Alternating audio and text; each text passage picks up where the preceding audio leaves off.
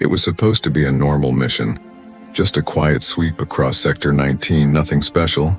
Just a fallen signal and some scattered debris. But when Jake stepped out of the dropship and saw the black smoke curling into the sky, he knew something was wrong. The forest around him was silent. No birds, no animals. Only the sound of their boots crushing burnt leaves. He moved carefully, his pulse steady, his eyes scanning. The wreckage of the alien ship was still hot, still glowing in some places. It had crashed hard. Trees snapped like twigs. Dirt torn open like a wound, sir, called Ramirez, his teammate waving him over. You need to see this. In the center of the crash site, surrounded by glowing wires and alien tech, was a strange pod. It looked like glass, but pulsed like muscle. Inside was a girl. An alien girl. Her skin was pale blue, glowing slightly in the fading light. Long white hair floated around her. Like she was underwater, she looked young. Maybe human age 19, but no one could tell for sure. She wore a strange suit, tight, silver, alive. Almost like it was breathing with her. She's still alive, whispered Jake, stepping closer. The moment he touched the surface of the pod, her eyes shot open. Bright silver eyes full of fear, she screamed.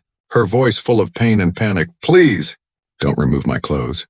Jake froze. The team looked at each other, confused. Was she speaking English? The translation implant in his ear clicked softly. Yes, it was real. She had just spoken in a broken but clear version of their language. Did you hear that? Ramirez asked. Jake nodded slowly, his voice low. Yeah, I did. Command will want to bring her in, said another soldier. Tech like that suit? It's worth billions. Jake didn't like the way they looked at her. Like she was cargo, not a person. He stared at the girl who was now breathing fast. Her eyes locked on him. She pressed her hand against the glass of the pod, weakly shaking her head. Not safe. Not safe. Suit is me. Don't take it. A chill went down Jake's spine. This wasn't just alien armor. It was part of her, maybe even part of her brain. Removing it could kill her or worse, erase her mind. He turned to his team. We're not touching her until Command says so. But Command didn't wait. 10 minutes later, orders came in from HQ. Secure the alien. Prepare her for medical scan and tech extraction. Jake stared at the message, then back at the girl. She was looking at him again, silently begging. He couldn't ignore it. That night, after the team had set up camp, Jake waited until they were asleep. He returned to the pod alone. She was still awake, barely. Her breathing shallow. Can you hear me? He whispered, her eyes opened slowly. Help. Please. Jake looked around, then tapped on the pod's surface. Do you trust me? He asked. She nodded weakly. He found the emergency latch and pressed it. The pod hissed, then opened with a soft sound. The air changed. The scent of ozone and something sweet filled the forest. She reached out, and he caught her gently in his arms. Her body was light, fragile, and cold. Name? He asked. She blinked slowly. No name. Only ID. E7X. That's not a name, Jake said softly. I'll call you Luma. She smiled for the first time, but it was small, tired. He wrapped her in a thermal blanket and carried her to the hidden cave near the ridge. It was the only safe place nearby. There he laid her down. The soft glow from her suit lighting up the stone walls. Why don't you want the suit removed? He asked gently. She looked up at him, tears in her eyes. Soul is in the suit. Take it off. I disappear. Jake sat beside her, heart heavy. What had they found out here in the forest? Not just a survivor, not just a machine, but something in between, something sacred, and now everyone wanted to cut her open. Jake stared at the stars outside the cave, fists clenched. He had a decision to make, a big one. And time was running out. The cave was quiet, but Jake couldn't sleep. He kept looking at Luma, the alien girl wrapped in a silver suit. Glowing softly in the darkness, she was still weak. Her breathing slow but steady. The suit seemed to pulse with her breath. Alive. Watching, protecting, Jake sat near the cave entrance, rifle across his lap, thinking. He wasn't supposed to be here. He wasn't supposed to disobey orders, but something about Luma had touched him. Maybe it was the fear in her voice, or the way she said the suit was her soul. Maybe it was the way she looked at him. Not like a threat, but like someone asking to be saved. A small voice called from behind him. You're not like the others, Jake turned. Surprised, Luma had opened her eyes again. She was staring at him, tired but calm. What do you mean? He asked, walking back to her side. The others. When they see me, they see treasure, she said, her voice soft. You see a person? Jake didn't know what to say, so he stayed quiet. She looked at the glowing lines on her suit and placed her hand over her heart. This suit is not just clothes, she whispered. It holds my memory threads. Every feeling, every pain, every dream. If it is removed the wrong way, all of me will vanish, Jake frowned. What do you mean? Like your brain? Luma nodded slowly. My species. We had no homes, no paper, no devices like you, she said. Our memories lived in our clothes. Special suits made from biolight bonded with our minds. Jake leaned closer. So you mean your mind is in the suit? Yes, she said. Half of it. Maybe more. Without it, I forget who I am. If it's ripped, I lose everything. Jake felt a lump in his throat. He looked at the small scars on the suit, the cracked, glowing lines. She's breaking apart, he thought. And they want to tear her open like a lab rat. He took a breath. Why did you come to Earth, Luma? She didn't answer right away. Her silver eyes shimmered in the cave light, then she whispered, to find the one who sent the signal. Jake blinked. What signal? Luma weakly raised her hand and touched his chest, not in a romantic way, but like she was searching for something inside him. Years ago. One human ship entered our space, she said. It was lost, damaged, but it sent out a signal. Not for help, but for peace. Jake stared at her, stunned. A peace signal? He asked. She nodded. We heard it, a voice kind and gentle. It said, we are not your enemies. Her voice broke a little. We believed that voice. I believed it. I came to find it. Jake looked down, ashamed. And instead you found war. Luma didn't answer, but her silence said enough. He sighed and reached into his bag, pulling out a ration bar. Here, try this. She took it slowly, sniffed it, then tasted it. Her eyes widened slightly. It's sweet, she said softly. Like it was a surprise, Jake smiled. Yeah. Humans like sweet things. Luma chewed in silence for a moment, then looked at him seriously. If they take me, they will cut me, break me, steal the threads, and turn them into weapons. Jake clenched his fists. He could already hear the voice of command in his ear. Recover the tech, bring back the asset, use force if needed, but now he knew. This wasn't a weapon. It was a girl who carried her people's memories on her skin. Luma leaned back, closing her eyes. I don't want to forget. Please. Don't let me forget. Jake stayed by her side all night, not moving, not speaking. He watched over her like a guard, like a brother, like someone who had made a silent promise but far away, deep inside the main camp. A red light blinked on the command terminal. Unauthorized access detected. Subject E7X missing, search party deploying. Back in the cave, Jake loaded his rifle. He knew they would come, he knew they would bring force. But he also knew something else. He would not let them take her. Not while he still had breath, because sometimes being human means protecting what others are too blind to see. Rain began to fall outside the cave, cold and sharp. Jake watched the droplets slide down the rocks, each one shining in the soft blue light from Luma's suit. She was asleep now, breathing slow, her body shaking a little from weakness. The once bright lines on her suit were dimming, flickering like a dying flame. Jake touched one of the glowing threads gently, feeling a small pulse of warmth. It was like touching a heartbeat. Luma's body reacted. Her hand twitched, her lips moved. A whisper escaped her mouth. Don't. Remove it. Jake pulled his hand back, heart pounding even in her dreams. She was afraid. Afraid of losing herself. He turned away and activated his wrist communicator. Static filled the air for a moment before Command's voice came through. Sergeant Carter, report your status. Jake hesitated, then said slowly, still searching for the wreck. No signs of survivors. It was a lie, a dangerous one, but he couldn't risk telling the truth. Copy that, the voice replied. Return to base in 2 hours. A drone patrol is heading your way. Jake looked at Luma again. 2 hours. That's all he had before they found her. She woke up a few minutes later, her eyes glowing faintly in the dim light. You lied to them, she said softly, her voice weak but knowing. Jake froze. How did you? The suit, she interrupted, it reads signals. Thoughts, feelings, I heard it, your fear. Jake nodded slowly. Yeah, I lied, I had to. Luma looked away, her hand touching the chest of her suit. I can feel it dying, she said. The threads are fading. Jake crouched beside her. Is there a way to fix it? She nodded faintly, maybe, but it's dangerous. I need a pulse core from my ship, it's buried in the crash. Jake checked his gear. Then we go get it, but before he could move, a faint beep echoed in the cave. Jake froze. He looked at his wrist display, tracking signal detected. They had found him outside, the sound of rotor drones filled the night. Bright searchlights cut through the trees. The base had sent a retrieval unit. Jake cursed under his breath and turned to Luma. They're here, he said.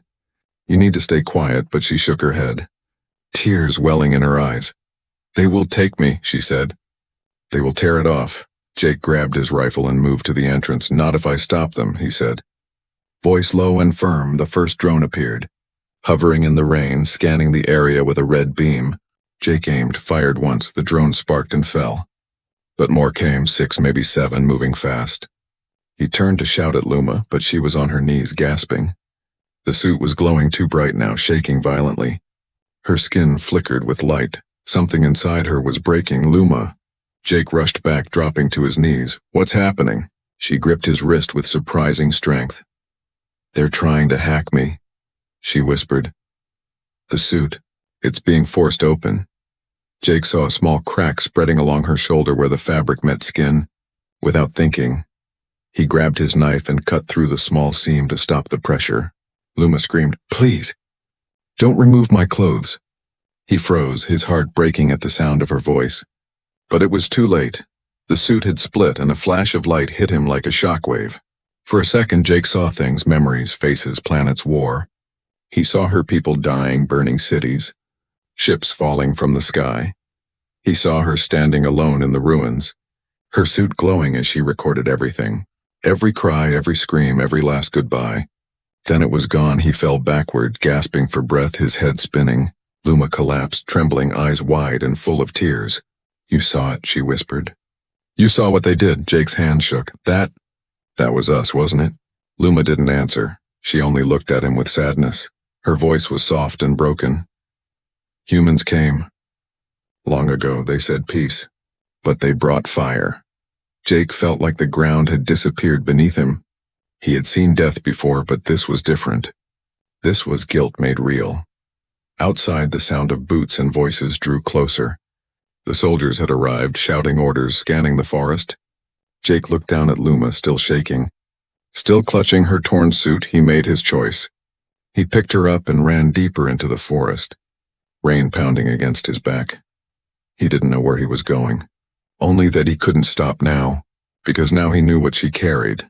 Not just alien memories, but the truth about humanity's sins, and that truth was something worth dying to protect. The forest was dark and silent except for the sound of rain hitting leaves. Jake kept running, his boots sinking in the wet mud. His arms tight around Luma. She was fading fast, her glow growing weaker with every breath.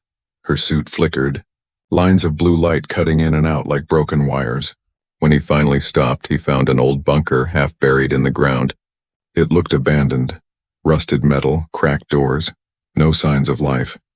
He kicked the lock open and stepped inside. The air smelled of dust and old oil. Perfect, he thought. No one will find us here. He laid Luma on a metal table and checked her pulse. It was faint, she whispered weakly. Jake. The suit. It's bleeding. He looked closer and his heart sank. Tiny streams of glowing liquid were leaking from the torn part of her suit. It wasn't just light. It looked like living data, moving and flowing like blood. He tore open his backpack and pulled out a first aid kit. I'll fix it, he said quickly. Just hold still. But Luma shook her head. You can't fix it with your tools, she said softly. It needs connection. It needs memory, Jake frowned. Memory. She pointed to the small crystal embedded in her wrist. Inside, there is a forbidden file, she said. It holds the truth about what happened to my people. Jake stared at her. Why forbidden? Luma's silver eyes shimmered. Because your kind made it forbidden, she said quietly. Your leaders hid it. Buried it? Erased it from your history. Jake stepped back, cold air filling his lungs. What do you mean? She looked at him, her expression calm but full of sorrow. My planet didn't die from war, Jake, she whispered. It died from experiments. Jake felt his throat tighten. She continued. Humans came with gifts. They said they wanted to share knowledge, to study, to learn from us. But they lied. They tested our energy cores, our living suits, our memory threads. They called it Project Genesis. Jake shook his head slowly. No, that can't be true. Humanity's laws forbid that. But deep down he knew. He had heard stories, rumors about dark missions, secret labs, hidden truths, the kind no one ever dared to confirm. Luma's hand trembled as she pressed the crystal on her wrist. A soft hum filled the bunker, and a blue light projected into the air. It showed images, ships flying over alien cities, scientists in human uniforms holding strange devices, and her people screaming as their suits were torn apart. Jake watched in horror. It wasn't a movie, it was real. It was history that had been deleted. In one of the holographic scenes, he saw something that froze him completely. A man with short brown hair, wearing a commander's jacket, with Jake's unit symbol. He looked older, but the same patch, the same logo. Jake's chest went cold. That's my division, he whispered. That's my unit insignia. Luma looked at him sadly. You see now why they want the suit, she said. It holds the proof, the forbidden file. The one they buried under lies. Jake covered his face with his hands. Everything he had believed in, his loyalty, his pride, his service, felt like poison now. He looked at her again, desperate. Why show me this? Because you care, she said softly. You're different, you feel guilt. That means you still have light. Jake sat beside her, his mind spinning. If Command learned that the file had been activated, they would send kill orders, not capture. They couldn't risk the truth spreading. He took her hand carefully. We can't stay here. They'll track the signal. Luma nodded weakly. There is one place we can go, deep in the forest, an old research base. One of yours, it still has access to the network. If we reach it, we can send the file to the galaxy. Jake tightened his grip on her hand. Then we send it. She smiled faintly. If we succeed, humanity will know. The stars will know. What was done? Suddenly, a metallic clang echoed from outside the bunker. Jake froze, listening. Voices, footsteps, armored suits, soldiers. He quickly grabbed his weapon and pulled Luma behind a wall. She looked terrified. They're close, Jake whispered. Stay low. Don't make a sound. The bunker door burst open. Bright flashlights cutting through the dark. Spread out. A soldier shouted, Command wants the target alive. Jake's heart raced. He knew these voices. They were his own squad, his brothers, and now they were hunting him. He waited until one soldier passed near him, then lunged. Grabbing him by the neck and silencing him fast, he dragged the body aside, whispering, I'm sorry. Luma's eyes filled with tears. You fight your own kind to protect me, she said. Why? Jake looked at her, rain dripping from his hair, eyes hard and full of fire.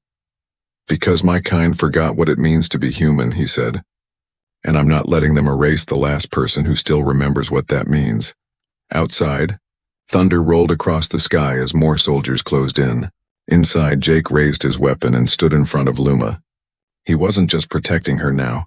He was protecting the truth, the forbidden truth. The one file that could break the illusion of humanity's innocence forever. Jake ran, boots pounding against wet stone. Rain fell harder now, turning the forest trail into a slick river of mud and roots. Behind him, flashlights cut through the trees. Voices shouted orders, but he didn't look back. He couldn't. Luma was in his arms, barely conscious, her body glowing faintly like a fading star. The stolen hoverbike whined under them, low on charge, but just enough to get through the outer perimeter. Jake steered it through broken paths, over fallen logs, deeper into the forbidden zone. They're closing in, Luma whispered weakly, her voice shaking. Jake nodded. I know, just hold on. We're almost there. Her silver eyes blinked slowly, then closed. The last thing she said before drifting off was, Don't let them erase me. Jake swallowed hard. I won't, he said under his breath. The forest changed as they moved deeper. Trees became twisted, massive, glowing from within like ancient bones. Alien plants grew in spirals. vines pulsing with soft light. Jake had never seen anything like it. Not in any military database. Not in any training sim. Then he saw it through the trees, a tall black tower, half covered in moss and cracked stone. It rose from the ground like a broken fang. The old research base, just like Luma said. Abandoned by humans decades ago, now swallowed by the forest. He stopped the bike at the edge and carried her up the stone steps. Inside, the building was silent, cold. Holographic signs still flickered in broken English and alien script. Welcome to Site Theta Zero, Joint Research Lab Human-Zyre Alliance. Jake laid Luma down on an old exam table.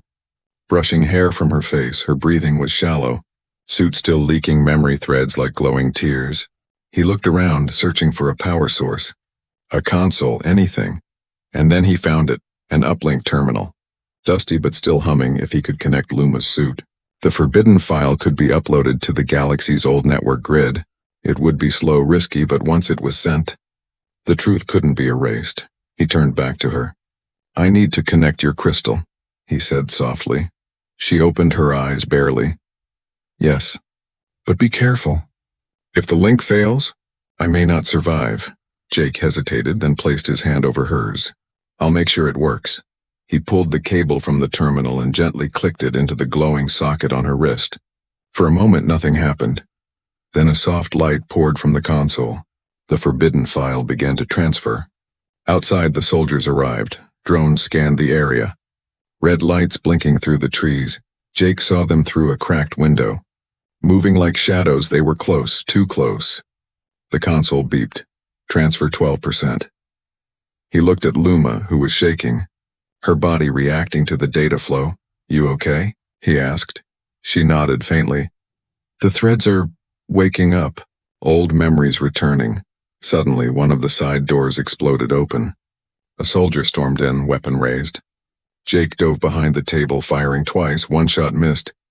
The other hit, the soldier collapsed. His helmet sparking, Luma flinched, her breathing ragged.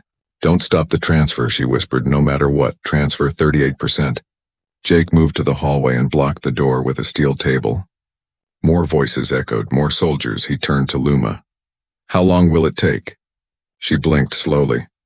Maybe 5 minutes. Maybe forever. Jake almost laughed, but the weight in his chest was too heavy. He reloaded his rifle, grit his teeth, and stood guard. Outside, the squad leader shouted, Jake Carter, you are protecting a hostile. Stand down. He shouted back, she's not a hostile. She's the only truth you're afraid of. Transfer 61%. Luma's body arched, suit glowing bright, the room filling with soft humming sounds. She was speaking in a strange language now. Words echoing like a song. Jake didn't understand them, but they felt old. Holy. He lowered his rifle for a moment. Watching her, she wasn't just uploading data. She was reliving it, every thread, every memory, flowing back into her. Then the roof shook. A missile strike nearby, dust and metal fell. The console sparked. Transfer 77%. Jake shielded Luma with his body, shouting into the radio, abort the mission. You'll kill her? No reply, only static. He turned to Luma again. Her eyes were glowing, tears falling down her cheeks, not of pain, but memory. She whispered, Jake. I remember my mother's voice. He blinked. What? I lost it when they tore the others, she said, but now the thread has returned. Jake felt something tighten in his chest. He wasn't just protecting her anymore. He was helping her become whole. Transfer 94%. Footsteps came down the hall fast. Jake stood at the door, finger on the trigger. But then transfer complete. A soft chime echoed. The console said, file uploaded to Galactic Archive. Status irreversible. Jake turned, eyes wide. You did it? Luma smiled weakly.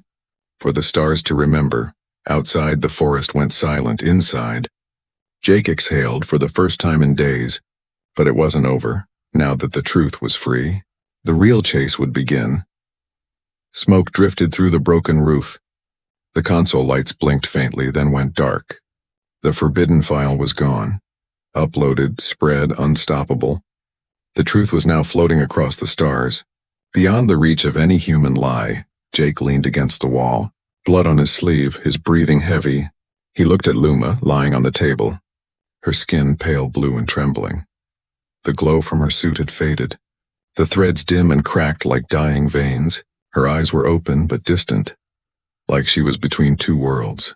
He rushed to her side, kneeling down.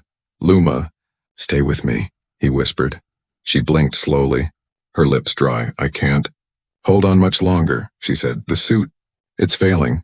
Jake placed his hand gently over hers. "We'll get you help," he said, even though he didn't believe it. There was no backup, no rescue. They were surrounded, and her suit, her lifeline, was dying. Then she said something that shattered his heart. "If you remove the suit." "I might survive," Jake froze. His hands stiffened, "but," she continued, "I won't be me anymore." Silence filled the room, louder than any gunshot. He stared at her, eyes wide. "What do you mean?" "The threads," she whispered, "they are my memories. My thoughts. My identity. If you take the suit off completely, my mind will go empty. My soul will disappear." Jake shook his head. "No, there has to be another way." She smiled faintly. "There isn't. This is what my people feared the most, not death." But forgetting, he stood up and began pacing, running his hands through his hair. He had trained for war, for survival, for killing if needed, but not for this, not for choosing between a body and a soul. Suddenly, the old console flickered one last time. A message popped up on the screen. "Emergency thread extraction, stand by." Jake stared at it, then looked back at Luma. "There's a way to save your threads," he said. "To move them somewhere else," she nodded, eyes closing. "Yes, but only if I trust the host." Jake felt the weight of her words settle deep in his chest. "You mean me?" he said. "Yes," she whispered. "But it will hurt, and it may change you." He didn't hesitate. "Do it." She looked at him, her voice barely a breath. "No one has ever chosen me before." He knelt beside her as the console glowed again. She reached out, placed her fingers over his heart, and whispered ancient words. The suit responded, threads of light unraveling slowly, gently, like silk peeling away from skin. Jake screamed as the light touched him. It wasn't pain like fire or knives. It was emotional pain, every sorrow she had felt. Every scream, every goodbye poured into his soul. He saw her life, a child laughing under twin moons, a city burning under human bombs, a young girl recording the voices of the dead so they wouldn't be forgotten. Tears rolled down his face, not just from her pain, but from the way she had carried it all alone, and still believed there was good in humans. When it was over, the cave was silent again. The last thread pulled free. The suit falling apart in flakes of silver dust, Luma lay still, bare, small and fragile, but breathing. Jake sat beside her, body shaking. His mind was full of images, sounds, memories that were not his. He could hear her mother's lullaby in his head, feel the warmth of alien sun on blue skin. Part of her now lived inside him, and strangely, he didn't feel broken. He felt whole. Luma opened her eyes. They were different now, dimmer, more human. She looked at him like she was seeing the world for the first time. "Who am I?" she asked softly. Jake smiled through his tears. "You're Luma," he said. "You're the girl who carried an entire world inside her." She reached for his hand and held it tight. "I don't remember the stars," she whispered. "That's okay," Jake replied. "I'll remember them for you." Outside, the soldiers had stopped. The file was already spreading. The mission had failed. Command couldn't erase it, couldn't silence it. The truth was free. But in that moment, Jake didn't care about any of it. All he cared about was the girl in front of him, the one who had given him her memories, her pain, her trust, and now she was alive. Changed, but alive. He looked out the window, where dawn was breaking over the alien forest. Soft light kissed the treetops, washing away the night. A new beginning, and somewhere deep inside his mind, Luma's voice whispered, "Thank you for not choosing the easy path." The sun rose over the alien forest. Its light touched the trees softly, as if afraid to disturb what had happened the night before. Birds returned to the sky, their calls breaking the silence. But inside the old research tower, everything was still. Jake sat beside Luma, watching her sleep. She looked different now, no longer glowing. No longer wrapped in living threads, just skin, breath, and quiet warmth. A girl, not a vessel, not a data vault, not a weapon. He felt the weight of her memories inside him. They floated through his mind like echoes. Voices of her people, laughter, songs, fear, loss, love. She had given him her entire past. And yet she remembered almost nothing when she woke. Her eyes searched the room like it was new. She looked at Jake and smiled, slow and shy. "Did I sleep long?" she asked. He smiled back. "Just a few hours. You needed it." She looked down at her hands, touched her face, then looked around. "Why does everything feel so heavy?" Jake thought for a moment, then answered, "Because you're feeling it for the first time, without the suit holding it for you." She nodded, slowly understanding. The suit had carried her pain, filtered her thoughts, stored her past. Now it was gone, and the world was real again. They sat in silence for a while, listening to the birds. Then Luma turned to him and asked, "What happens to us now?" Jake stood and walked to the broken console. He touched the dark screen gently, like saying goodbye to an old friend. "The file was sent," he said. "The truth is out there now." She nodded. "Will your people believe it?" He took a deep breath. "Some will, some won't. Some will fight to bury it again, but others will see." She looked up at him, her voice small. "And you? What will you do?" Jake walked back to her and knelt down. "I'll protect what I carry now," he said. "Your memories. Your story.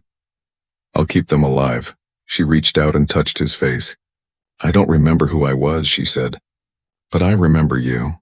Jake felt tears rise in his eyes. "I can live with that," he said. Smiling, later that day they left the tower. The forest greeted them like an old friend, quiet, green, watching. They found the remains of Jake's hover bike and fixed it with parts from the lab. Then they rode east toward the coast, away from the command zone. News began to spread through old networks and hidden channels. The file had reached independent systems. Alien historians, human rebels, even former scientists. The truth could not be stopped now. Some denied it, some raged, but others, they wept, and those tears built something new. A few weeks later, Jake and Luma stood at a cliffside village where stars were clear at night. They rented a quiet room, worked in the fields, stayed invisible. Each day Luma painted, though she didn't know why.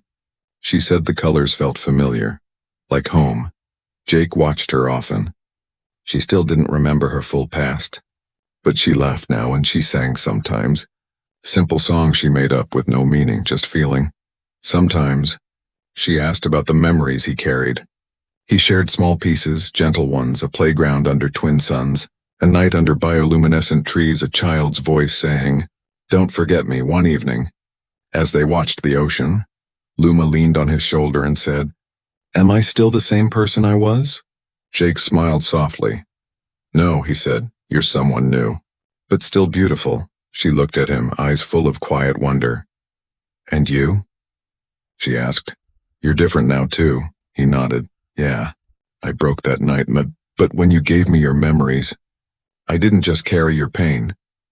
I understood what it meant to be human." She took his hand. "Maybe that's what my people were trying to understand all along," she said. "Not power, not science, but that feeling." They sat in silence until stars filled the sky. Above them, a satellite blinked softly, one of the few still passing signals from the old archive. The truth was still out there, still whispering. Jake closed his eyes. For the first time in years he felt peace. Not because the fight was over.